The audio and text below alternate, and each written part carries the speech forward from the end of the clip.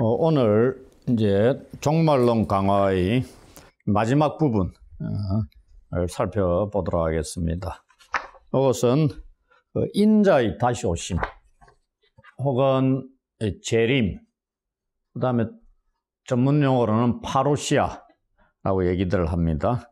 우리 예수님의 다시 오심을 기다리는 자로서 그들에게, 우리들에게, 제자들에게 교회 공동체에 어떠한 자세를 갖춰야 하는가, 이런 교훈들도 하고 계시는 그런 마지막 부분 말씀을 살펴보도록 하겠습니다.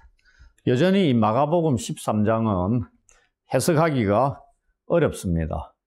많은 신학자들도 다양하게 해석을 하고 있고, 그 정도로 우리가 늘 요한계시록도 마찬가지지만 종말론에 대한 말씀들을 다룰 때는 다 쉽지 않다는 걸 경험을 하는데, 오늘 본문에서도 마찬가지 그런 것들이 좀 드러납니다. 23절까지가 지난주 두 번에 걸쳐서 예루살렘과 이 성전의 멸망에 대한 예수님의 예언에 대해서 살펴보았습니다. 요 단락들이 그러한 것이라고 우리가 말씀을 살펴보았는데요. 재난의 때에 어떠한 일들이 일어나고 어떻게 해야 되는가를 예수님께서 말씀을 해주신 것으로 우리가 보았습니다. 그런데 오늘은 24절에서 37절까지, 그러면은 이거는 전부 다 인자의 오심에 대해서 예수님께서 말씀하신 거냐? 아니면은 여기에도 예루살렘의 멸망에 대한 말씀이 포함되어 있느냐? 이게 여전히 논란거리입니다. 제가 100% 명확하게 알고 있다 이런 건 아니고요. 그 중에 이제 나름대로 말씀을 준비해서 드리는 건데, 24절부터 27절까지가 우리 예수님의 다시 오심에 대한 말씀이고요. 28절부터 31절까지 보면은 요게 헬라 원어에 대한 번역도 좀 그렇고요. 우리 한글 개정에서 이 부분이 인자의 다시 오심에 대한 부분이라고 보는 사람도 있고, 아니다, 이거는 예루살렘의 멸망, 성전의 멸망에 대한 말씀이다, 이렇게 보기도 합니다. 그건 그때 가서 말씀을 드리기로 하고요. 그 다음에 이제 32절부터 37절은 마지막 부분이고, 이것은 명확하게 인자의 다시 오심에 대한 그런 부분입니다. 그래서 문제는 가운데 있는 28절부터 31절이 과연 인자의 다시 오심에 대한 연속된 말씀이냐, 아니면 이 단락은 예루살렘의 성전의 멸망에 대한 말씀이냐, 이 부분입니다. 그게 여전히 확정되지 않은 논란이 일고 있는 본문입니다.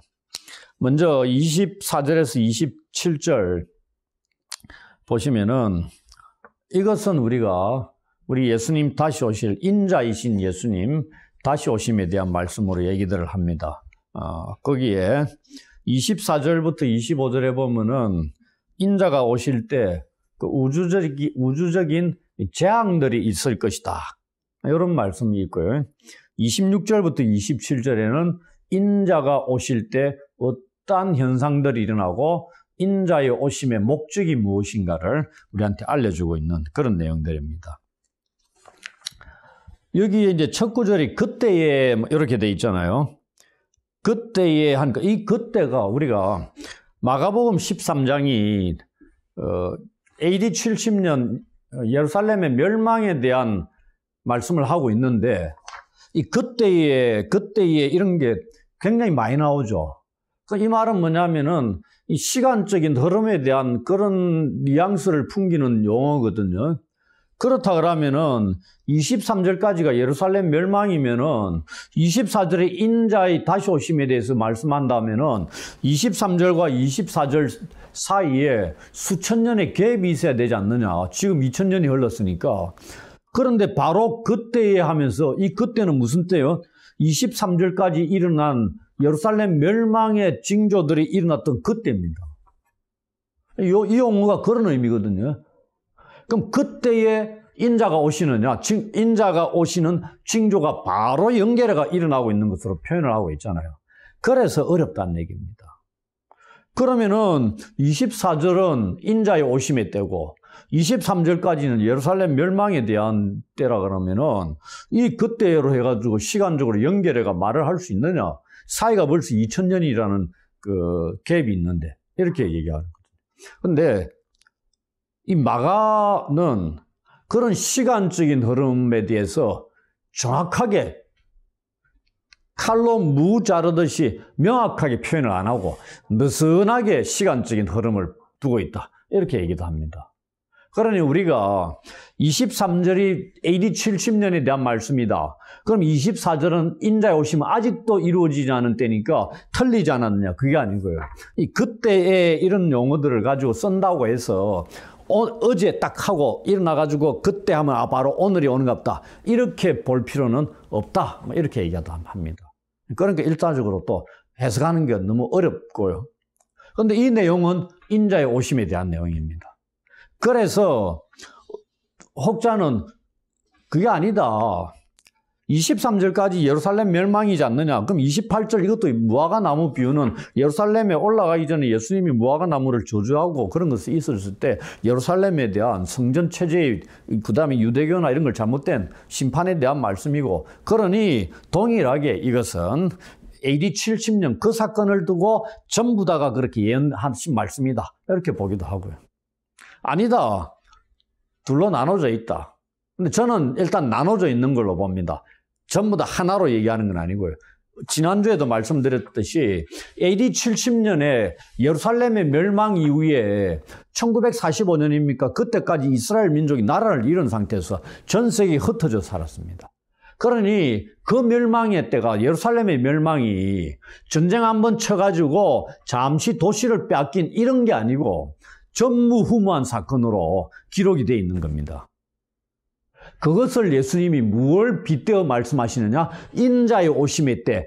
그거는 뭐냐? 마지막 최종적인 종말의 때잖아요.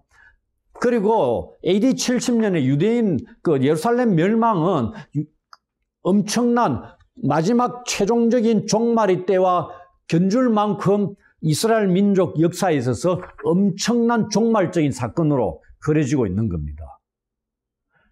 그래서 그 사건을 예언하시면서 이 기회에 제자들이 질문해가 말씀을 하시지만은 이 기회에 인자이신 예수께서 다시 오실 때까지 미리 예언하시면서 함께 복합적으로 말씀을 하실 의도를 가지고 예언해 주신 것이 아니냐. 이제 저는 그렇게 보는 겁니다. 그래서 두 가지 내용을 다 담고 있는 말씀으로 지금도 여전히 생각을 합니다. 근데 이제 어디서 어디까지가 예루살렘 AD 70년 사건이고 어디서 어디까지가 인자의 다시 오심에 대한, 이걸 나누는 것이 따지고 들어가 보니까 세부적으로 들어가 보니 어렵더라. 이런 정도까지 생각을 하는 겁니다. 그래서 이 그때에 뭐 이런 게 많이 나오잖아요. 21절에도 그때에 나오고 24절에도 그때에, 26절에도 그때에, 27절에도 그때에, 이런. 그럼 그때가 언제냐 이렇게 묻는데, 이런 거는 그냥 단순히 그 앞에 일어난 것들을 이어받아서 표현하는 정도로 생각해야 되지, 이게 23절과 24절 사이를 하나로 확 묶어가지고 인자가 그때 AD 70년에 영적으로 임했다, 뭐 이런 식으로까지 해석하는 사람, 신학者많습니다. 많거든요. 인자는 오셨다는 얘기입니다. 그런데 AD 70년에도 오셨고 역사적인 사건 속에서 인자가 영적으로 재림하셨다, 이렇게 얘기하기도 합니다. 근데 저는 이제 그렇게 보기는 좀 그렇지 않느냐라는 거고, 신학자들이 그래서 이 사건도 AD 70년 사건으로 이렇게 본다, 뭐 이렇게 얘기하기도 합니다. 영적으로 임했다는 얘기입니다. 그래서 요한계시록 1장 7절에 그것도 AD 70년 사건. 구름 타고 오는 것을 AD 70년 예루살렘 멸망 때 이미 예수님이 오셨다고 해석을 하는, 요한계시록까지 그렇게 해석을 합니다. 그게 AD, 유대인들에게 있어서 이스라엘에서 AD 70년 사건이 어마어마한 사건입니다. 이거는 신학적으로 엄청난 분수령이 되는 사건이기 때문에 요한계시록의 그 부분까지도 그렇게 해석하기도 합니다. 근데 저는 이제 그렇게 보지는 않고요. 하여튼 이 용어 하나하나를 그렇게 생각을 하는 정도로 하나의 그 문장의 이음새 역할을 하는 정도로도 생각해도 괜찮지 않겠느냐. 뭐 그렇게 보는 겁니다. 여기 이제 그때에는 24절의 그때에는 헬라어는 한 단어가 아닙니다. 헬라어로는 5단어입니다. 우리나라 성경 개역개정이 한 단어로 그때에 이랬죠. 헬라어를 문자적으로 그대로 옮기면 우리나라에 또 우리 개역개정이 없는 단어가 있습니다. 그러나 헬라어로 알라, 이게 그러나거든요. 접속사로. 그러나 그 날들에, 이런 뜻입니다. 또 우리는 개역개정에 그때에 이래가지고 이렇게만 딱 줄여버렸습니다. 접속사도 빼버리고요. 명확히 들어가 있습니다. 첫 구절이 알라, 그러니까 그러나 이게 들어가야 됩니다. 그러나 그 날들에, 이런. 이게 이 구약 성경에서는 이 표현이 종말론적인 징후를 나타내는 것으로 가리키는 어구다, 이렇게 보는 사람들이 많습니다. 그러니 이 부분들을 AD 70년 사건에 적용해도 종말론적인 사건이고, 인자의 다시 오심도 종말론적인 사건이고, 뭐 둘 다 붙일 수 있지만은 이제 내용들을 보시면은 이것을 인자의 다시 오심 때로 우리가 봐야 되지 않느냐, 그런 얘기를 하는 겁니다.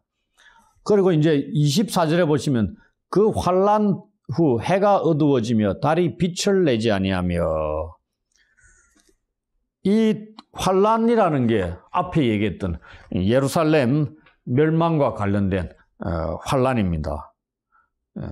그러니 바로 이어서 이게 후에 이런 일이 일어나니까 우리가 혼란이 일어날 수 있다, 이렇게 얘기합니다. 그래서 마가는 이 사이를 그냥 쭉 기록하는데 시간적인 흐름상 이게 뭐 갭도 없이 그대로 이어지는 것으로 보고 있는 것은 아니다는 얘기입니다.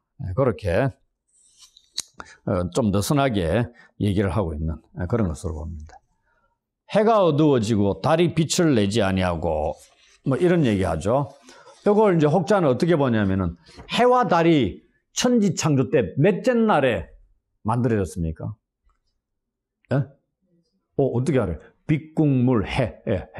해가 넷째 날에 하나님께서 말씀으로 창조하셨습니다. 그런데 이게 해가 어두워지고 달이 빛을 내지 않는다는 얘기는 이 사건이 종말의 때에 일어나는 징조가 뭐냐면은 하나님께서 천지 창조하시는 넷째 날 이전 상황으로 되돌리는 것이다.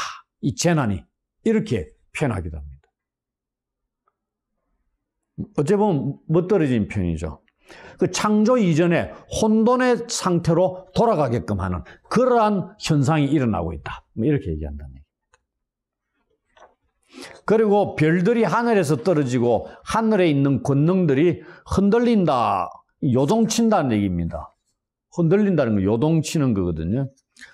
이런 현상들이 인자의 오시기 직전에 일어나는 징후들이다. 이런 얘기합니다. 요게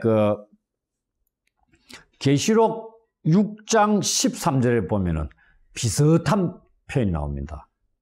하늘의 별들이 무화과 나무가 대풍에 흔들려 설 익은 열매가 떨어지는 것 같이 땅에 떨어지며, 이런 표현이 있습니다. 그런데 우리는 이걸 문자적으로 해석 안 하죠. 별들이 두두둑 막 떨어지는 걸 문자적으로 보는 게 아니고 상징적으로 해석들을 많이 합니다.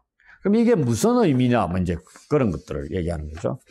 지금 어느 때 징조들을 묘사하냐면 인자가 다시 오시는 때입니다. 근데 포인트는 이걸 가지고 봐야 되는 겁니다. 예루살렘 멸망의 때가 아니고 인자가 다시 오시는데 인자가 다시 오신다는 게 무슨 의미가 있느냐?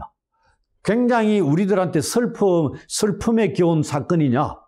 고통의 사건이냐? 뭔가 어둡고 침울한 사건이냐? 뭐 이런 것들을 따지고 들어가게 되면은 인자가 다시 오시면 그러한 부정적이고 이런 의미가 아니고 영광스러운 승리에 찬 이런 오심이다 이 말입니다. 거기에 일어나는 현상들이 이런 것이다. 그런 것을 일단 염두에 두고 이런 것들을 봐야 되는 거죠. 그럼 이게 분명히 징조고 어떻게 보면 재앙일 수도 있는데 그 인자의 오심은 하나의 승리의 표현이고 그 다음에 보면은 큰 권능과 영광으로 오신다 이렇게 돼 있거든요. 영광으로 오시는데 직전에 이런 징조들이 일어난다는 얘기입니다. 그러니 그 인자의 오심을 우리가 그 승리의 모습, 우리가 전쟁에서 승리하고 장군들이 왕이 개선할 때 느끼는 뭐 이런 뉘앙스로 그림을 그리고 이 부분들을 볼 필요가 있다 이 얘기입니다. 다 종말론적인 뉘앙스잖아요. 그래서 종말론적으로 구약 성경이나 유대나 기독교 자료들에 보시면은 해와 달과 별들이 종말론적으로 어두워지는 것에 대한 묘사들이 있어요. 그게 의미가 뭐냐? 하나님과 악한 세력들 간의 우주적인 전투에서 일어나는 이 절정의 사건으로 묘사를 하고 있다는 얘기입니다. 그럼 전쟁이 어떻게 된다? 하나님의 승리로 끝난다 이 말입니다. 그것을 있는 해와 달이 어두워지고 별들이 떨어지고 뭐 이런 겁니다. 그게 이제 우리가 계시록이나 이런 데 같은 데 보면은 그 사탄과 귀신들이 하늘에서 축출되는 것 뭐 이런 것으로도 보는 거죠. 쫓겨났다. 이렇게 미가엘과 하늘에서 전쟁을 하고 그러다가 사탄과 용 따르는 천사들이 패해서 땅으로 쫓겨나는 이런 것들 얘기하잖아요. 이런 부분들로 묘사하는 것으로 구약 성경이나 그다음에 유대와 기독교 자료들을 통해서 이런 의미가 담겨 있는 것으로 받아들일 수 있지 않느냐 이렇게 얘기하는 겁니다. 왜냐하면은 우리가 그 공중에 지금 하늘, 그러니까 하나님 나라의 그 하늘일 수도 있고요. 삼청천으로 나눠져 있댔잖아요. 그러나 이 하늘은 하나님이 계시는 곳, 그 다음 우리가 볼 수 있는 하늘, 그 다음 그 중간이 뭐냐면은 이 악한 영들, 공중권세 잡은 자들, 이들의 거주지가 그 중간에 있는 하늘입니다. 그래서 우리 주님이 어디서부터 오셔요? 땅에서 올라오는 게 아니죠. 그 하나님 보좌 우편에서 땅으로 내려오는 겁니다. 그럼 어디를 거쳐요? 중간에 악한 영들이 거주하는 그 중간 하늘을 통과해가지고 오신다 이 말입니다. 그러면 그 인자의 다시 오심의 때를 악한 영들이 본다 못 본다? 볼 수 있는 거죠. 그래서 여기에 우리 인자께서 구름을 타고 큰 권능과 영광으로 오는 것을 사람들이 보리라 하면서 그 앞에 권능들이 흔들린다 이래 돼 있죠. 하늘에 있는 권능들이 뭐겠어요? 이 악한 사단과 그 졸개들 그런 것들, 공중권세 잡은 자들, 이런 귀신들 뭐 이런 것들로 볼 수 있는 거죠. 그러니 우리 주님이 오시니까 그들이 요동치고 두려워 떨고 이러한 것들을 이렇게 표현하고 있지 않느냐. 그렇게 얘기한다는 얘기입니다. 우리 유세비우스라는 사람이 이 부분을 에베소서 6장 12절을 활용해 가지고 이 구절을 어떻게 설명을 하냐면요. 통치자들과 권세들과 이 어둠의 세상 주관자들과 하늘에 있는 악의 영들이 종말론적으로 패배했음을 보여주는 사건이다. 이렇게 얘기합니다. 좀 그럴싸하죠. 이 구절, 인자가 다시 오실 때 일어나는 현상들, 자연 현상들 이면에 담겨 있는 그런 의미들을 이렇게 보고 있다. 뭐 이렇게 얘기합니다. 그것에 대해서 그 다음에 26절은 인자가 구름 타고 영광 가운데 오시는 걸 사람들이 보리라 되어 있죠. 이건 요한계시록 1장 7절에도 나와 있습니다. 볼지어다 그가 구름을 타고 오시리라. 각 사람이 눈이 그를 보겠고 그를 찌른 자들도 볼 것이라. 이렇게 되어 있죠. 올라가신 그대로 다시 오실 것인데 요한계시록에 그렇게 오실 것이고 사람들이 볼 것이다 얘기합니다. 그러면서 27절에 또 그때 나오죠. 그때는 언제요? 인자가 구름 타고 오실 때. 그때 무슨 일이 벌어지냐? 혹은 인자가 구름 타고 다시 오시는 목적이 뭐냐? 이렇게 나오는 겁니다. 설명을 하고 있는 거죠. 그 목적이 뭐라고 나와 있냐면 자기 택하신 자들을 땅끝으로부터 하늘 끝까지 사방에서 모으기 위해서 오신다. 이렇게 되어 있습니다. 인자가 다시 오시는 목적은 택하신 자를 모으기 위해서 오신다는 겁니다. 모아가 뭐 하시겠다는 얘기예요? 데려가시고 자기와 함께 있게 하기 위한 거죠. 어디에서? 하나님 나라에서. 지금 우리가 마가복음을 살펴보고 있는데 마가복음 이 택하신 자가 누굽니까? 자기 백성들. 이 복음서에서는 지금 누구죠? 제자들 아닙니까? 네. 오늘날 같으면 어디겠죠? 올바른 믿음을 가진 교회 공동체, 그리스도인들을 가리키는 거겠죠. 이들을 모아서 함께 있게 하는 것. 이걸 우리가 마가복음에서 또 어디에서 볼 수 있냐면은 마가복음 3장 14절에 보면은 예수님께서 제자들을 불러 모으신 세 가지 목적이 나옵니다. 그 중에 첫 번째가 뭐냐면 이겁니다. 함께 있게 하기 위함. 예수님께서 제자들을 부르신 첫 번째 목적이 이거다 이 말입니다. 그것을 예수님이 다시 오셔서 성취하신다 이 얘기입니다. 다시 오시는 게 자기 택하신 백성을 불러 모아서 자기와 함께 데려가셔서 함께 있게 하기 위함이다 이 말입니다. 이걸로 우리 예수님 다시 오심에 대한 말씀이 끝을 맺고 있습니다. 아주 우리가 종말론 강화 이래 하는데도 내용이 그래 길지 않습니다. 그걸 자세한 걸 보려면 계시록을 봐야 되죠. 복음서의 종말론 강화의 내용들은 엄청나게 복잡하고 긴 게 아닌 거죠. 한 장 정도 이렇게 기록이 되어 있는 겁니다. 오늘 본문에는 인자의 오심의 때에 대해서 이렇게만 설명되어 있어요. 우리가 데살로니가 전서 5장이나 이렇게 살펴봤잖아요. 예수님 다시 오실 때 어떤 일들이 벌어지는가 이런 부분들에 대해서 조금 살펴보고 요한계시록에 자세하게 나와 있는데 이 불러 모으시고 이런 부분들을 우리가 어떻게 또다시 볼 수 있냐면은 예루살렘 종말, 예루살렘 멸망의 때에 일어나는 사건들 중에 우리가 지난주에 살펴본 게 뭐냐면 환란의 때에 이 거짓 선지자들, 거짓 그리스도들이 일어나가지고 22절에 나와 있죠. 이적과 기사를 행하여 할 수만 있으면은 택하신 자들을 미혹하려 한다 이렇게 되어 있습니다. 그래도 택하신 자가 나오죠. 오늘 27절에도 택하신 자들을 불러 모신다 이렇게 되어 있습니다.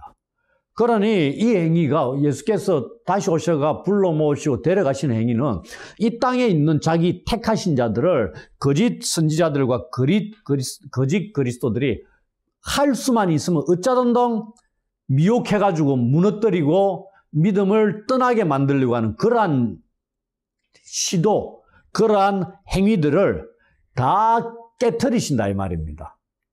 그들에게 택하신 자들을 내버려 둬가지고 밥이 되게끔 내버려 두시는 분이 아니고 그러한 위기 속에서 그들을 불러 모아가 건져주시고 그들의 그러한 헛된 노력, 악독한 음모들을 다 박살내시는 것으로 하나의 모습이고요.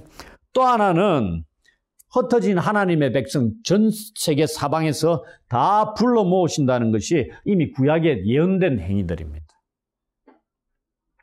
이는 뭐 제가 한 구절 옮길 정도가 아니고 엄청나게 많은 부분, 네, 구약에서 예언되어 있는 하나님의 구원 행위, 자기 백성들을 하는. 이게 하나님의 구원 행위의 최종적인 절정에 해당되는 겁니다. 그런 부분들을 말씀하고 있는 게 27절까지입니다. 그러면 28절부터 31절에 나오는 이 무화과 비유, 뭐 이런 부분 말씀하는 게 예루살렘 성전 멸망에 대한 거냐, 인자의 오심에 대한 거냐. 저도 굉장히 헷갈리는데, 있는 그대로 복잡하게 생각 안 하면요, 우리가 본문에 충실하자, 이렇게 보면은 이 본문은 예루살렘 멸망에 대한 말씀입니다. 뭘로 그렇게 알 수 있느냐?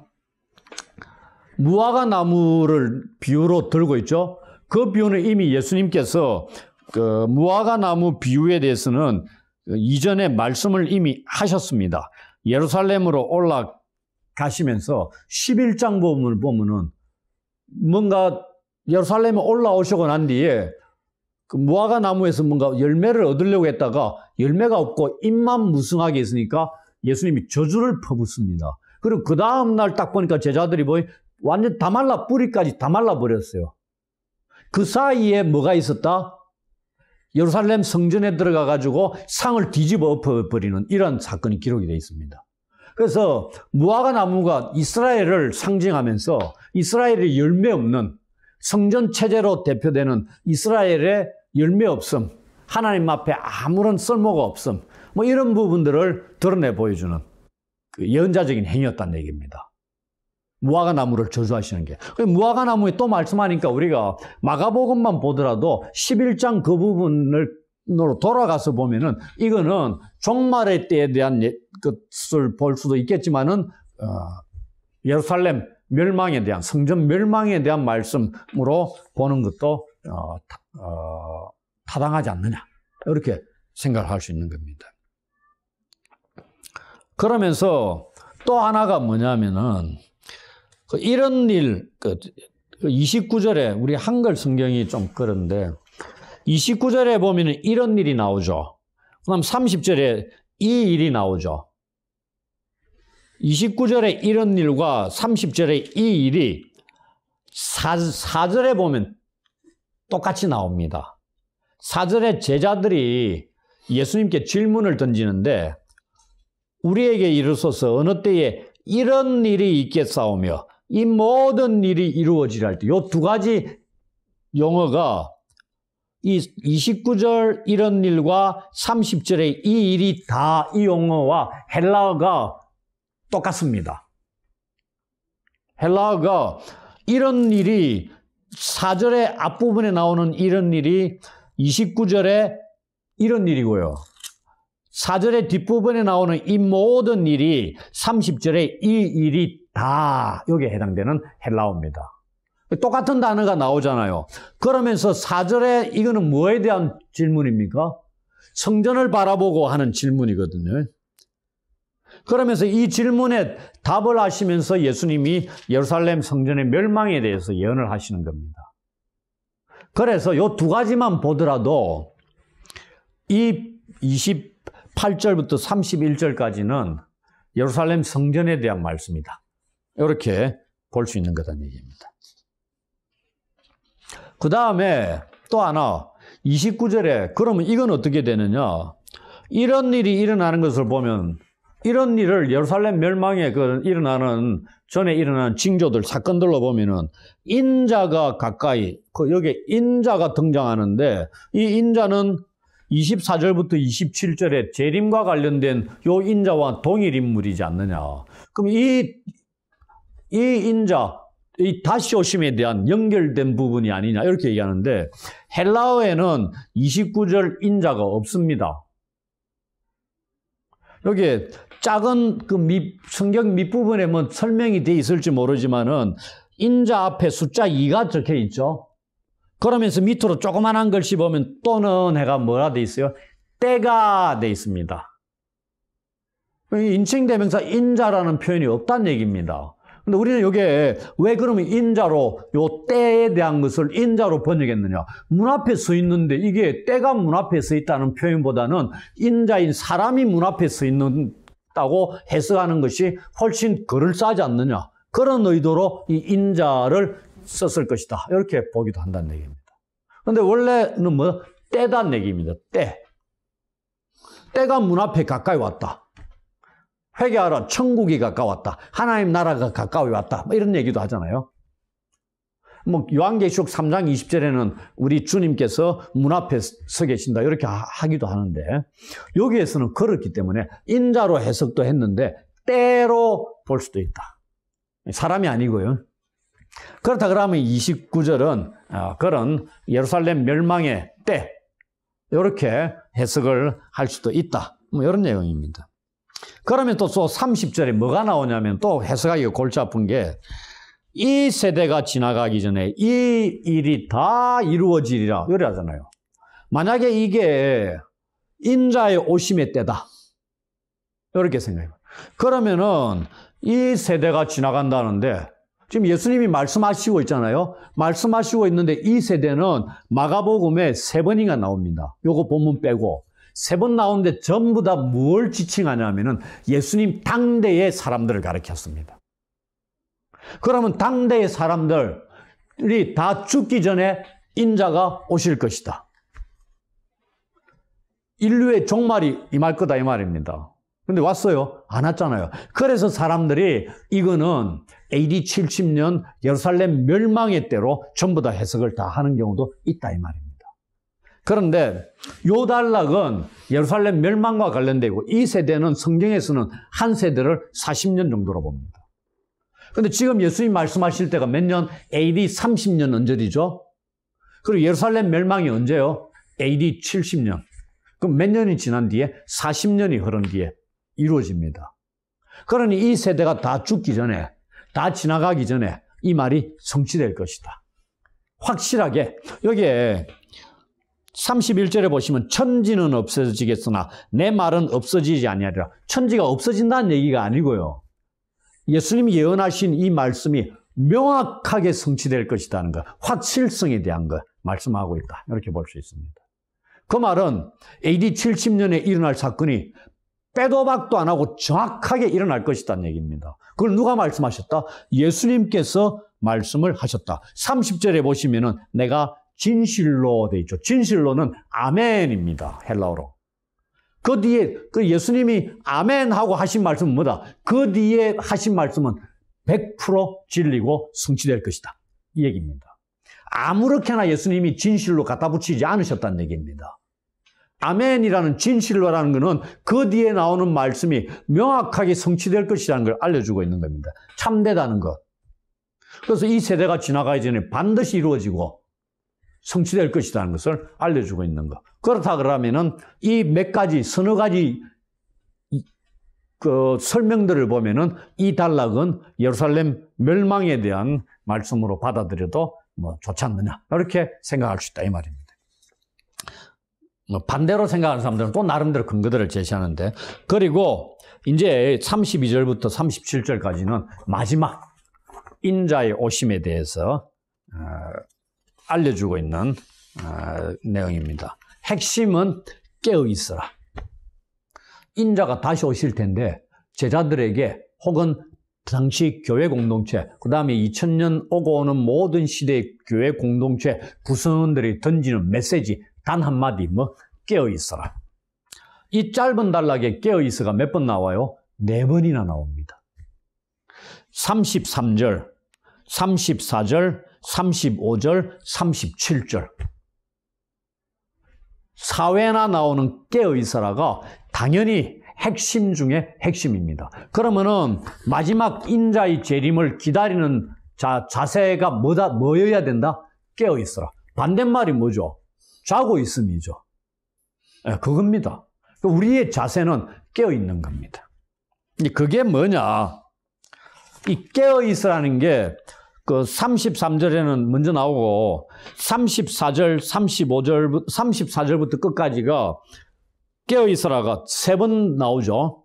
34절, 35절, 37절 삼중적으로 명령을 합니다. 이 33절은 이제 시작하면서 이제 서두에 이제 말씀하시는 거로 보면은 그 말은 세 번에 걸쳐서 명령하는 거에 깨어 있으랍니다. 이게 또 어디 나오냐면은 겟세마네 동산에서 예수님이 십자가 앞에서 기도하실 때 제자들에게 요구했던 명령입니다. 세 가지 명령. 근데 제자들은 어땠어요? 다 자고 있었습니다. 오늘 이 본문에 예수님이 깨어 있어라 말씀하잖아요. 근데 제자들은 겟세마네 동산에서 자고 있었다는 얘기입니다. 상징적인 의미가 있죠. 그 다음에 무슨 사건이 벌어져요? 베드로의 부인 사건이 일어납니다. 예수님을 몇 번 부인해요? 3번 부인하잖아요. 그런 겁니다. 3번 깨어 있으라 명령을 하셨는데 3번 졸고 있었던 제자들이 3번 예수님을 부인하는 사건이 일어납니다. 그리고 요한복음 21장에 다시 회복시키실 때 제자들에게 3번에 걸쳐서 사랑에 대한, 사랑하느냐에 대한 말씀을 하십니다. 이런 것들. 이 3번이 3이라는 게 완전수잖아요. 실패 3번 했을 때 3번에 걸쳐서 회복시키는 이런 것들이 성경에 기록이 되어 있는데 오늘은 3번에 걸쳐서 삼중적인 깨어있으라 명령을 하시는 것이 그때까지 우리가 앞으로 살펴보겠지만은 그런 과정까지 연결되는 것으로 보면은 된다. 뭐 이렇게 말씀을 드릴 수 있겠습니다.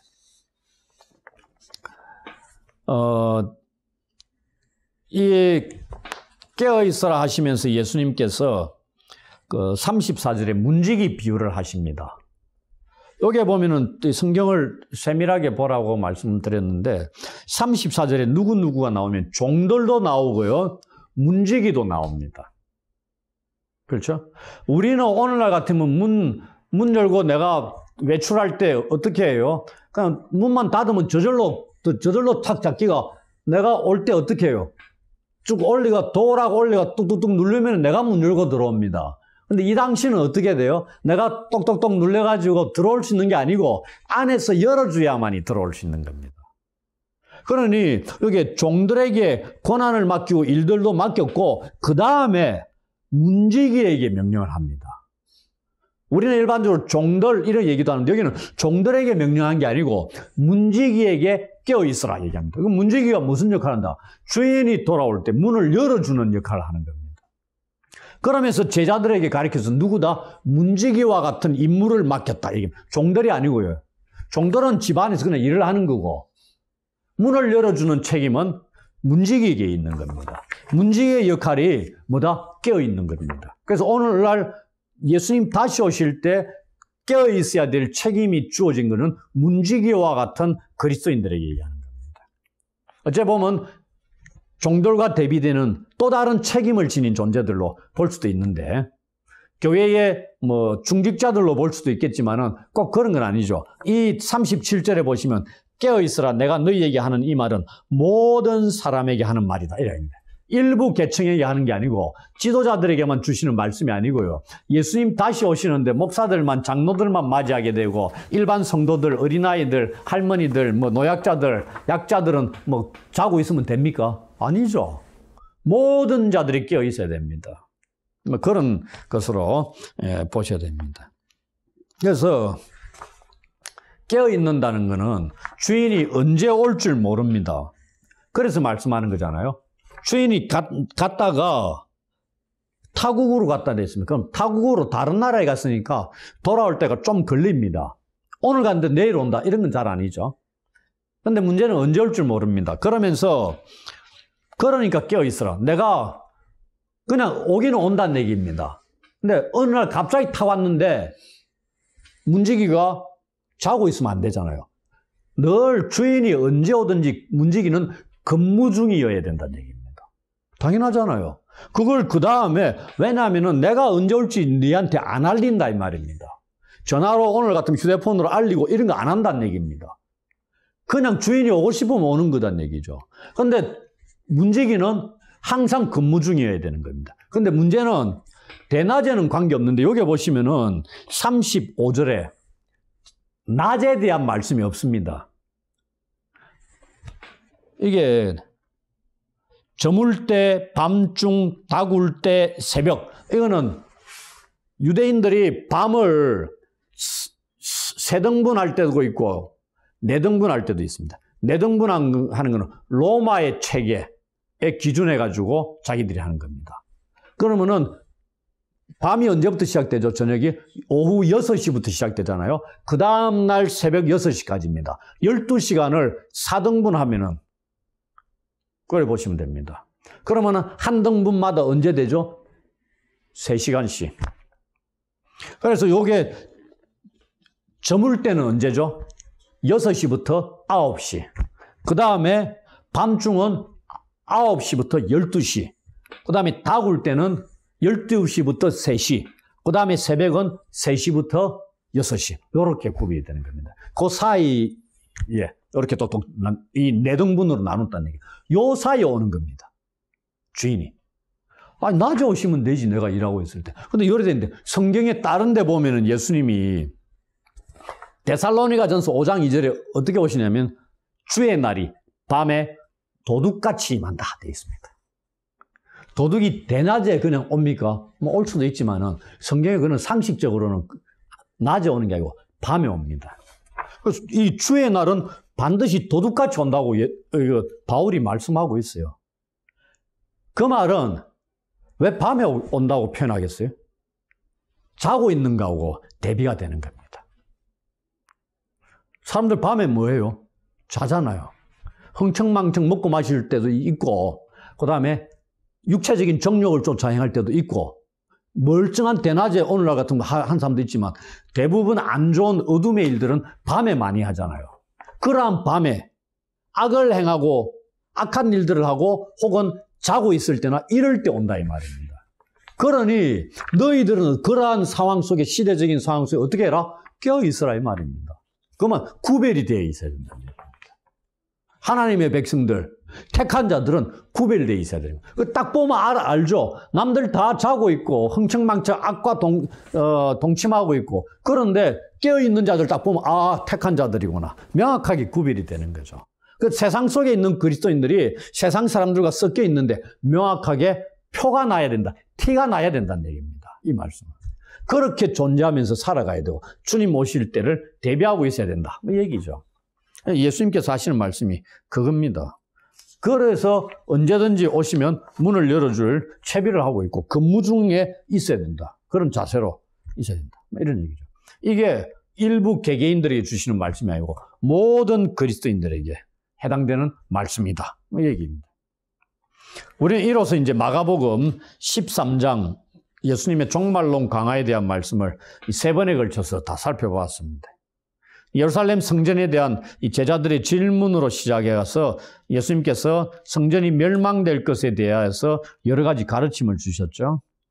그리고 성전 멸망을 종말론적인 이 사건으로 설명하시면서 최종적 종말을 가져올 영광스러운 인자의 다시 오심, 즉 이 파루시아에 대한 말씀을 해주셨습니다. 그분의 오심으로 자기 백성들 혹은 택하신 자들을 고난으로부터 구원하실 것이고 진노로부터 건질 것이고 믿음을 지킨 자들에게 상을 주시기 위해서 오십니다. 오늘 우리는 이제 예수님의 다시 오심을 기다리는 자들로 살아가고 있습니다. 그리고 깨어 있어야 한다는 말씀을 듣습니다. 인자의 날과 그때를 알지 못하기 때문에 깨어 있어야 한다는 것입니다. 우리는 지속적으로 신실하고 조금도 방심하지 않으면서 거룩한 삶을 살아가도록 힘써야 하겠습니다. 깨어 있다는 것은 그리스도인으로 부르심에 합당한 모습으로 살아가는 것을 요구한다고 할 수 있습니다. 믿음에 굳게 서고 성령의 열매를 맺으며 세상의 빛으로서 선을 행하며 구별되이 살아가는 것이라고 할 수 있습니다. 반대로 예수님의 오실 날을 계산하고 있는 것은 아님을 알아야 됩니다. 이 날을 우리는 계산해서 언제 올 것이라는 것을 알려고 노력하는데 그것은 잘못된 것이라는 것도 알아야 된다는 얘기입니다. 이것을 우리 모두에게 주시는 말씀으로 새겨들으면서 주의하고 깨어 준비하는 삶을 살아가기를 주의 이름으로 축원합니다. 아멘.